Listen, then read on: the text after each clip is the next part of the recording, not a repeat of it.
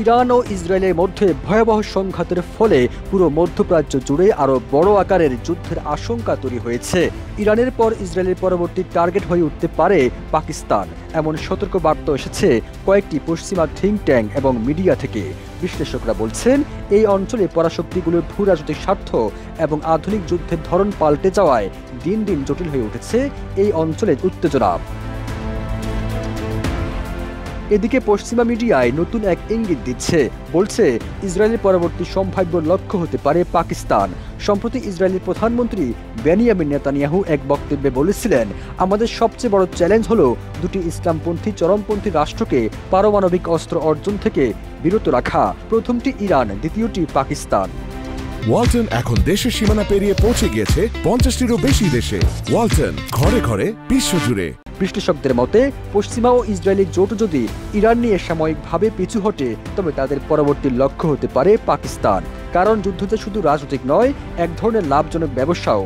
ভারত ও পাকিস্তানের মধ্যে উত্তেজনা বাড়লে সেই লাভ আরও বিস্তৃত হয়।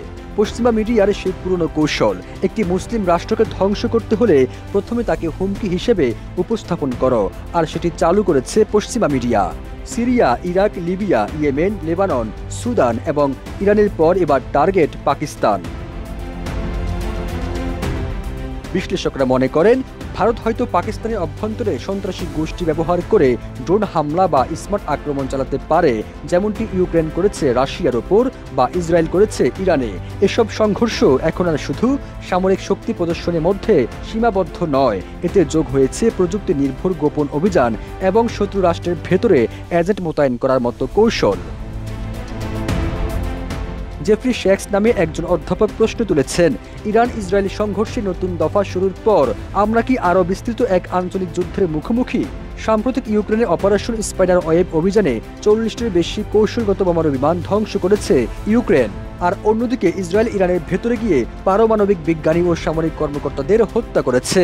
টাইমস অফ ইসরায়েলের প্রতিবেদন বলছে, মোসাদ ইরানে একটি ড্রোন ঘাঁটি স্থাপন করেছিল এবং পারমাণবিক স্থাপনায় হামলার জন্য কমান্ডো পাঠিয়েছিল।